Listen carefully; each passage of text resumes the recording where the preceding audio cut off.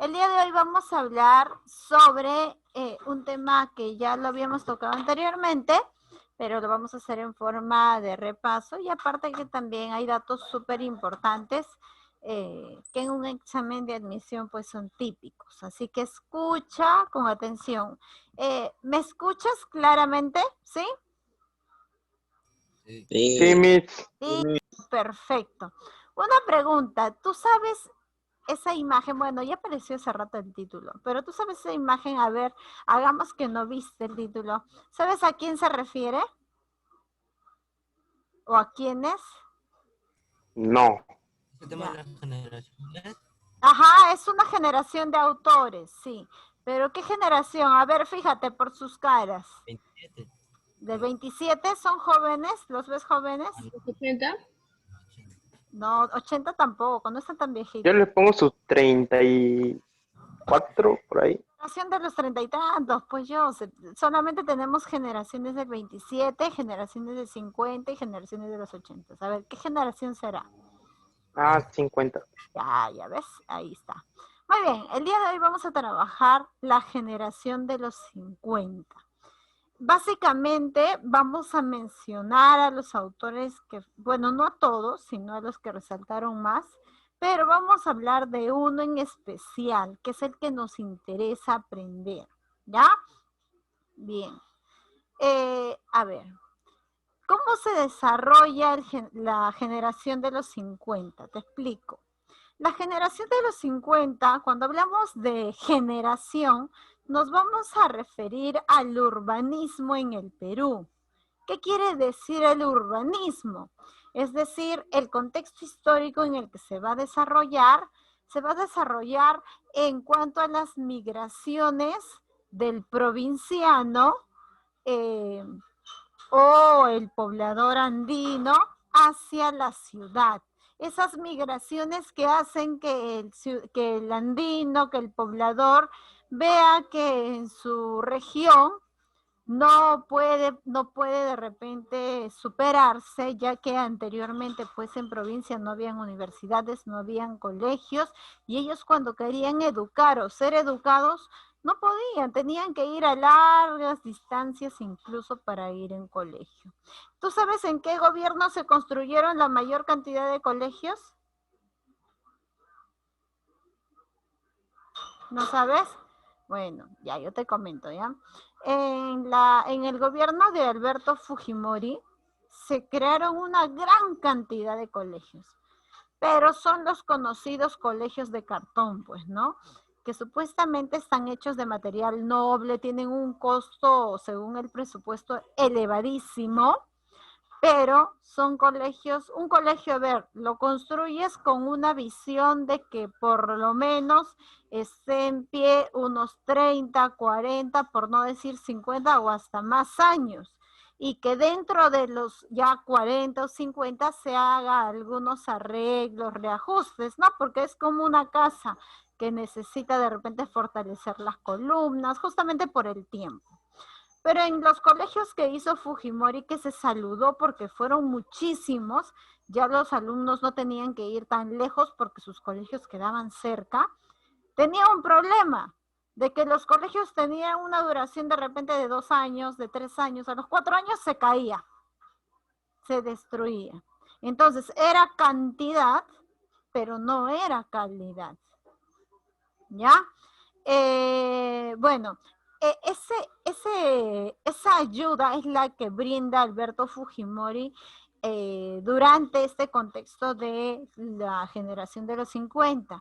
Pero justo antes de que él pueda crear estos colegios, los pobladores se ven preocupados en cuanto a la educación, en cuanto al crecimiento económico. Entonces es donde inicia su migración de sus provincias, dejan sus tierras, dejan sus chacras para venirse a la ciudad, que vendría a ser a Lima, ¿no es cierto? Y ahora, en consecuencia, ¿qué es lo que ocurre? Dime tú, ¿qué ocurre cuando sucede la migración de los provincianos de la parte andina? ¿Qué ocurre? ¿Cuál es la consecuencia en Lima? ¿Sobrepoblación? crecimiento de la población, ¿qué más? Mano de obra barata. Mano de obra barata también, claro, porque los provincianos, ellos no tenían idea de cuánto era un sueldo mínimo y solamente recibían pues lo que les daban sus patrones, pues no, que para ellos era bastante.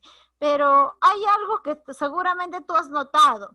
Cuando tú te paras en el balcón o en el techo de tu casa, ves, sobre todo a las 7, 8 de la noche, ves los cerros y todos los cerros tienen foquitos, ¿no? Encaminaditos, todos los cerros tienen, los cerros, ¿ah? No hablamos de la parte baja, los cerros. Entonces, ¿qué pasa? La superpoblación que ocurre en Lima no se da de manera ordenada, se da de manera desordenada, de manera acelerada, en tal punto que los migrantes vienen e invaden ciertos lugares, es lo que nosotros conocemos pues las invasiones, ¿no?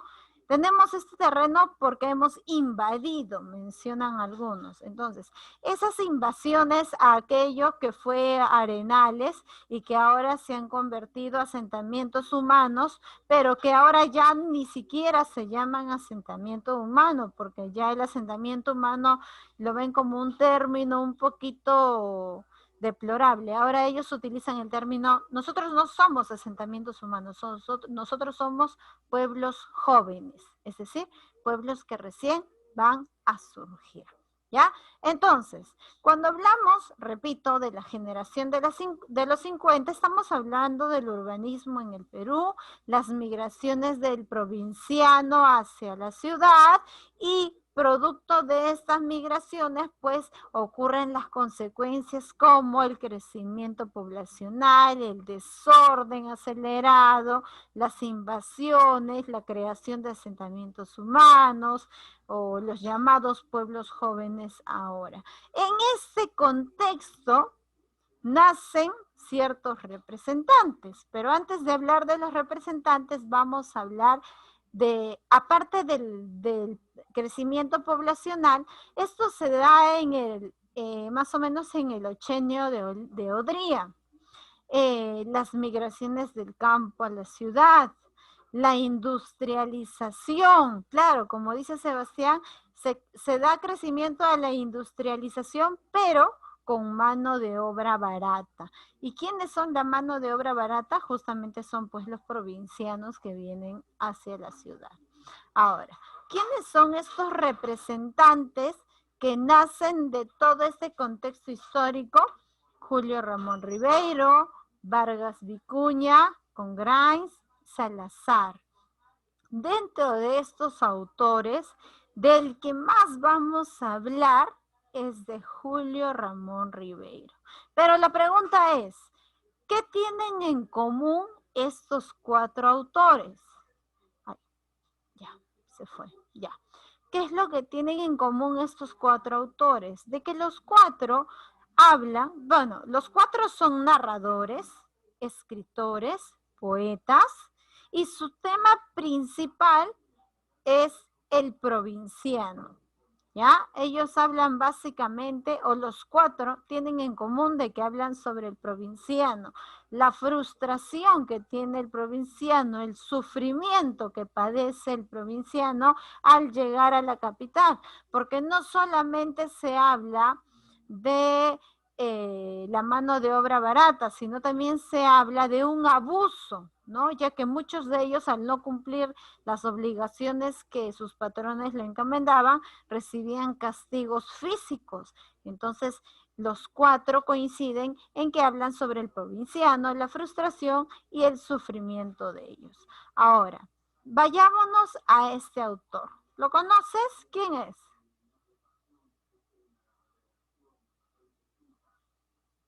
Fuma bastante. Te dije que era uno de los más representantes de la generación de los 50. Ribeiro. Ribeiro, él es, acuérdate de su cara y acuérdate de su cigarro porque puede venir en el examen, ¿ya?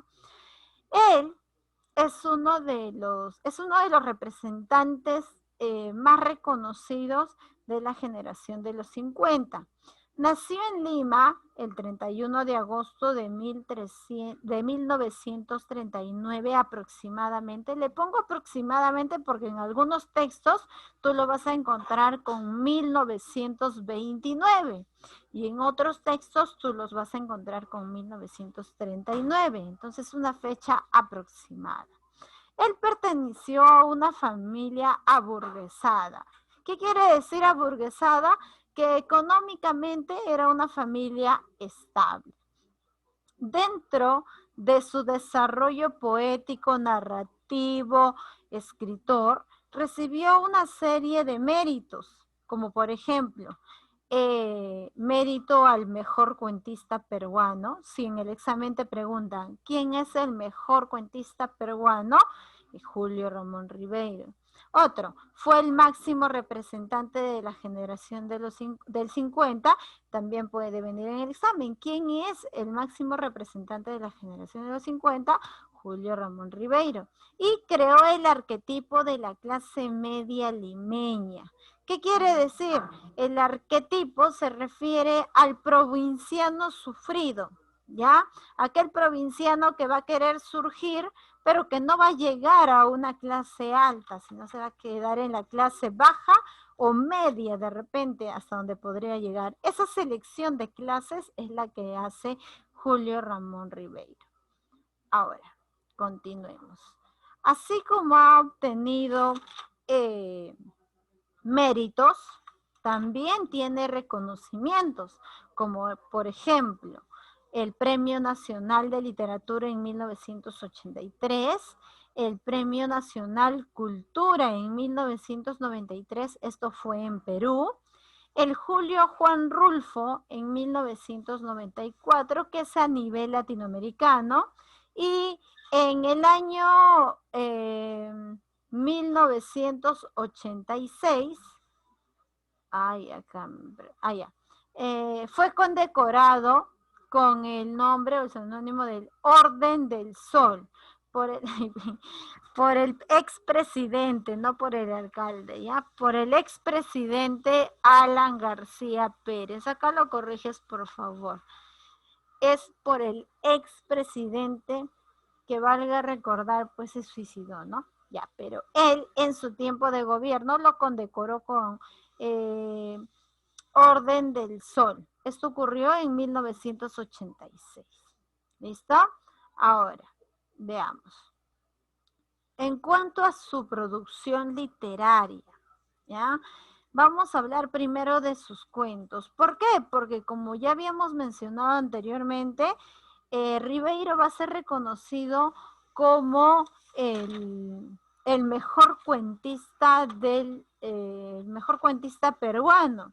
Y al ser reconocido como el mejor cuentista peruano, pues lo que más va a sobresalir de él son los cuentos. Y es justamente el cuento o sus cuentos, sus creaciones, los que le abren camino hacia el boom latinoamericano, de donde también es parte él, y seguramente posteriormente vamos a hablar de ese tema.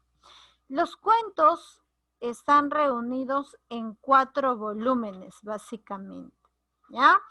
Dentro de los 4 volúmenes, el más importante es La palabra del mudo. Seguramente lo habrás escuchado. Bueno, La palabra del mudo en sí es un título.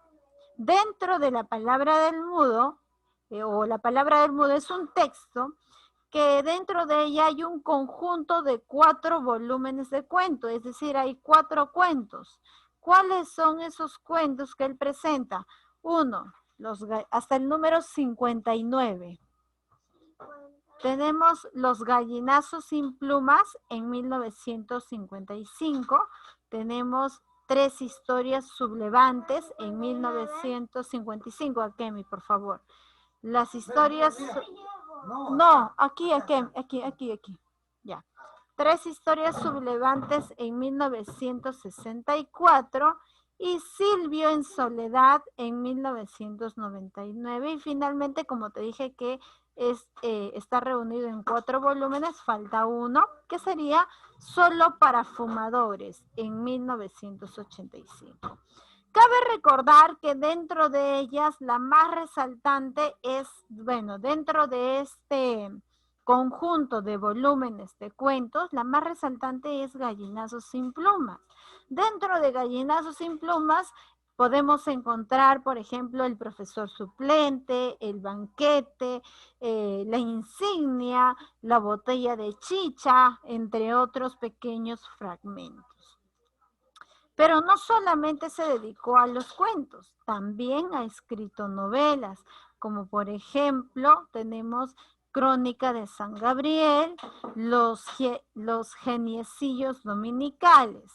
Ahora, en cuanto a su obra cumbre, que es Los gallinazos sin pluma, te voy a narrar un poquito, pero primero vas a visualizar la imagen y me vas a decir lo que tú puedes interpretar de esa imagen, ¿ya? Ahí se fue, ya. ¿Qué puedes interpretar de la imagen?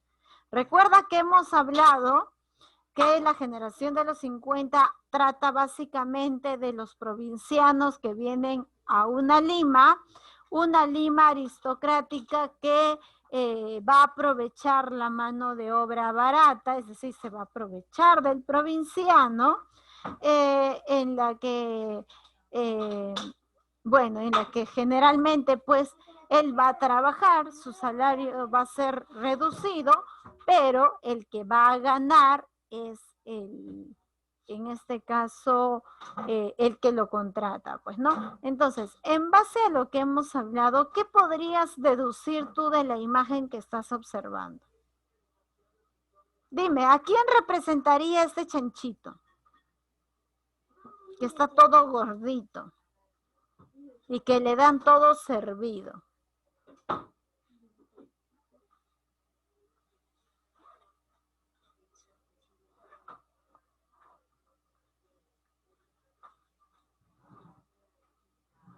Puedo poner en el examen para que tú también lo hagas. ¿Ese es el ganado? Ya, pero relaciónalo con lo que hemos hablado. Por ejemplo, vuelvo a repetir, hemos hablado de las migraciones andinas hacia Lima, hacia la capital, ¿verdad? Tenemos mano de obra barata. El indio, el andino, trabaja con un salario mínimo y recibiendo castigos físicos en varias oportunidades. ¿Para quién trabaja o hacia quién trabaja? Hacia un jefe. Bueno, podríamos ponerlo así, hacia un jefe o su comendador. ¿Qué hace? Que este andino se esfuerce por su trabajo, porque si no recibe castigo físico, se esfuerce y todas las ganancias se van hacia la persona que le contrató.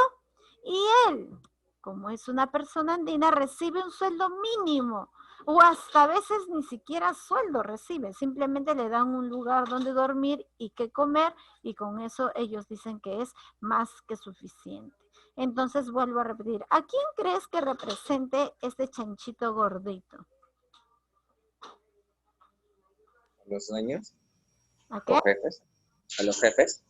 Ya, los jefes, pero los jefes en este caso, ¿quiénes serían?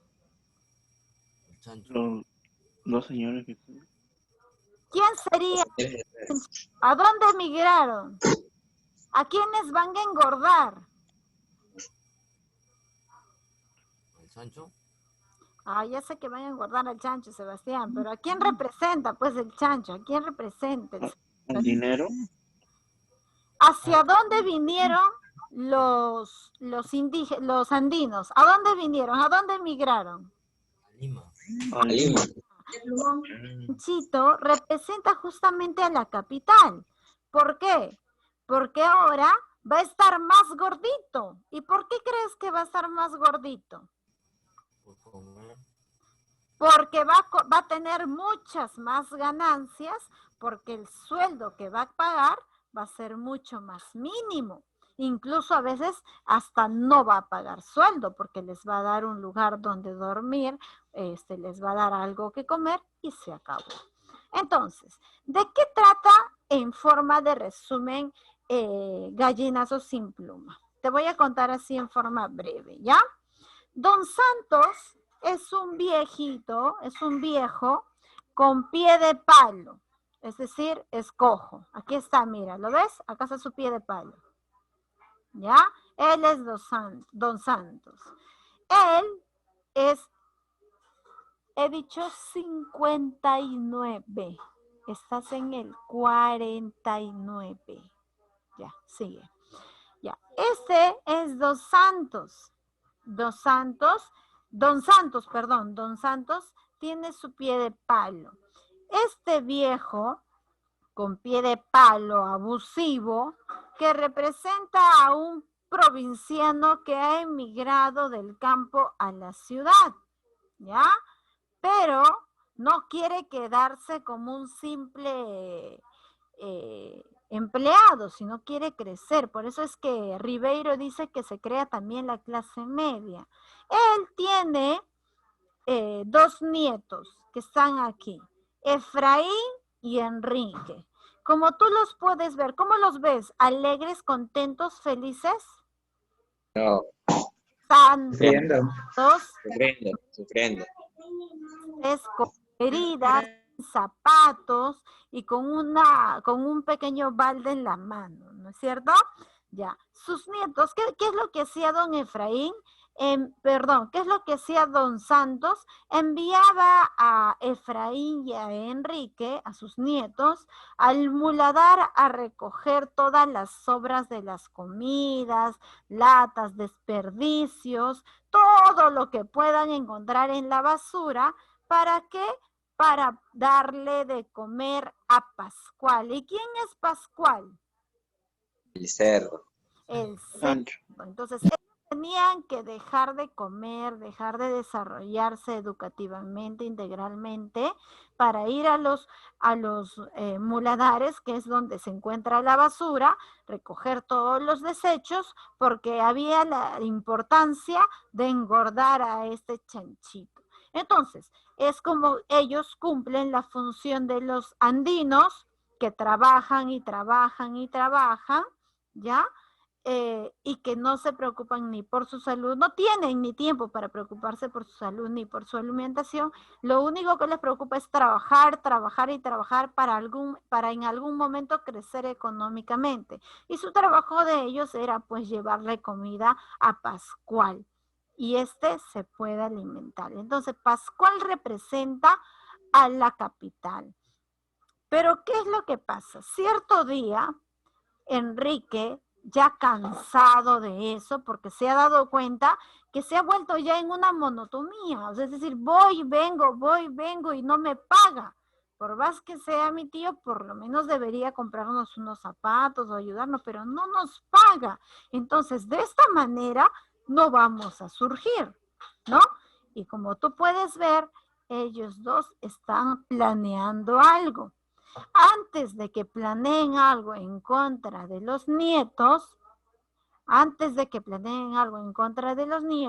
Efraín se carga de valor, se va donde don Santos, que es el que tiene el piecito de madera, y lo golpea. Justo en ese momento, bueno, en esa imagen no está, pero justo en ese momento don Santos estaba justo recibiendo el balde con los desperdicios para dárselo a Pascual, pues, ¿no? Y como como Enrique observa eso, lo golpea en el pie de madera, y eso hace que don Santos pierda estabilidad, y al caer, tú sabes que el cerdo no diferencia los desperdicios. Don Santos se mezcla de entre los desperdicios y finalmente Pascual termina comiéndose no solamente los desperdicios, sino también... No. ¿Su qué? Su esto que le dijiste que no lo agarre. No. No está ahí, ¿eh? Lo agarró. Pues, acá está. Ah, tú lo has llevado. Ya. Entonces, como se mezcla don Santos con los desperdicios, Pascual se lo terminó comiendo también a él. Se lo termina, no, déjale ahí, se lo termina comiendo a él.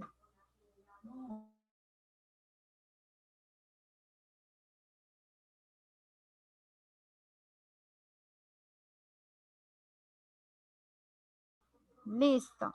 Entonces, al comérselo, ya al comérselo el cerdo a don Santos, prácticamente de entender cómo Lima se devora al provinciano y bueno, de alguna manera pues Efraín y Enrique se sienten liberados y ya pueden desarrollarse, pero ojo, eso no quita de que van a tener que seguir trabajando y seguramente van a seguir, si no es igual o en peores condiciones o quizá mejor que la que le ofrecía su tío o su abuelo.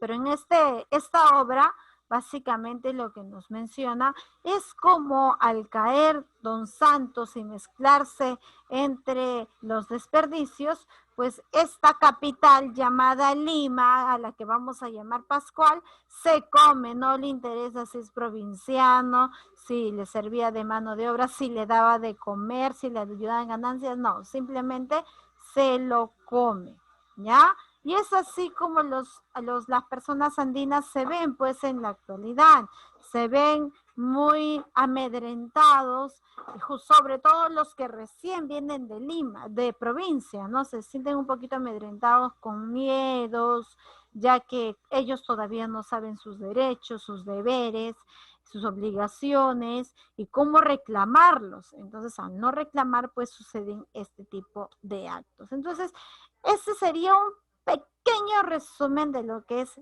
Gallinazo sin pluma, donde los personajes son Don Santos, el viejito con pie de palo, el provinciano, Efraín y Enrique, sus nietos, y Pascual, que sería el cerdo representando a la capital.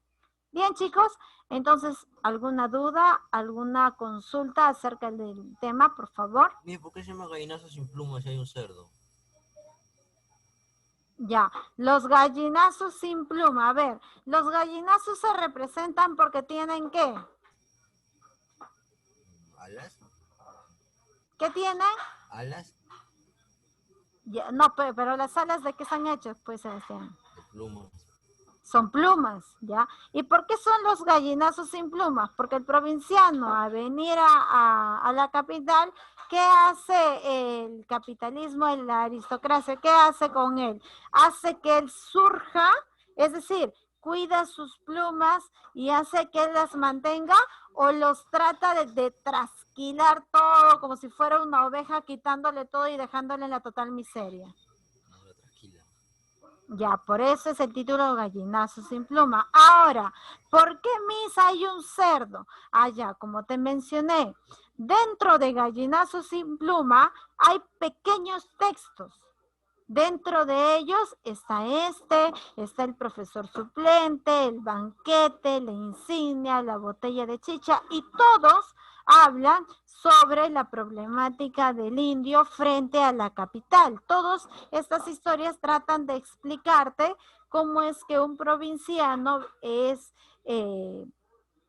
o se aprovecha, la capital se aprovecha de él en cualquiera de las circunstancias. ¿Listo?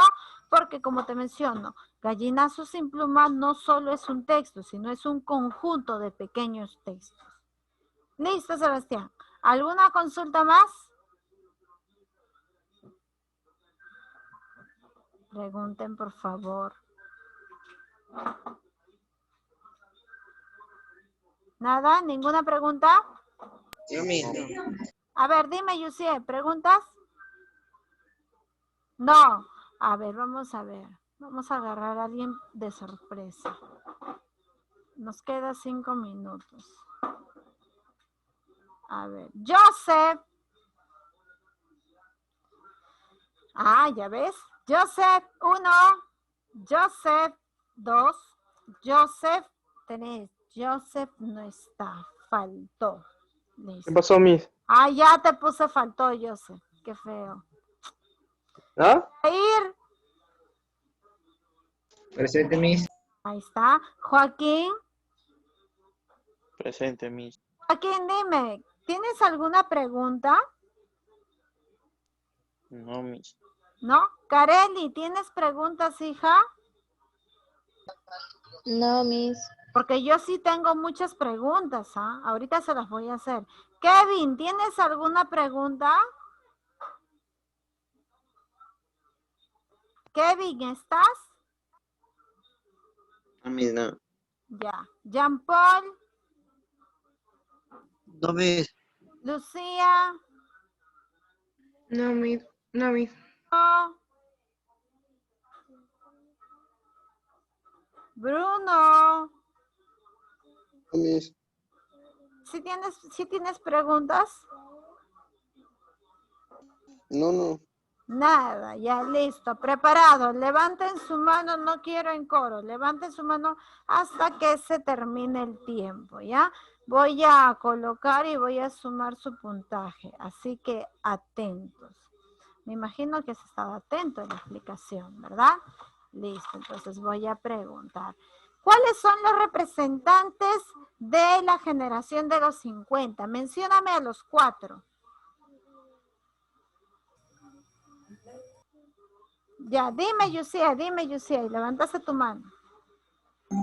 Es Julio Ramón Ribeiro, Vargas Vicuña, Congrace y Salazar. Muy bien, Vargas Vicuña, Congrace y Salazar. Dime, otra pregunta, muy bien, punto para Yusia. ¿Dónde está Yusia? Aquí está, listo.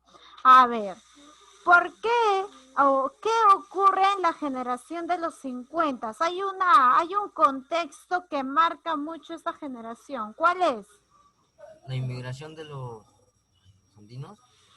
Fuerte, fuerte, Sebastián. La inmigración de las personas de ¿La tierra. qué? Inmigración. No, no es inmigración, es migración. Migración. Ya, ¿la migración de quiénes, Sebastián? De las personas de la sierra. Ya, pero no se llaman personas de la sierra, ¿cómo se llaman? No me acuerdo, no me- Los andinos, las personas andinas, los pobladores andinos, ¿ya?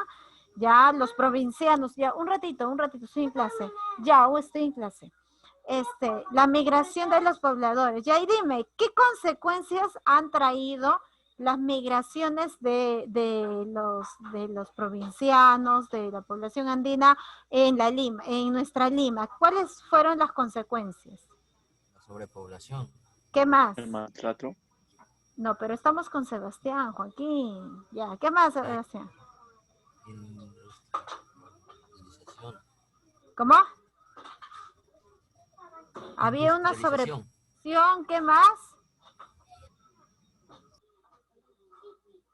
Tu micrófono está apagado, hijo. La industrialización. Ya, ¿qué más? Eh, Las invasiones, ¿no es cierto? La manera desordenada de cómo es, y la manera desordenada y acelerada en cómo ellos se aposentan en Lima. Y a ellos no les importa, las personas andinas no necesitan buscar, porque si tú ves los cerros, hasta la punta más alta ves un foquito, ¿no es cierto?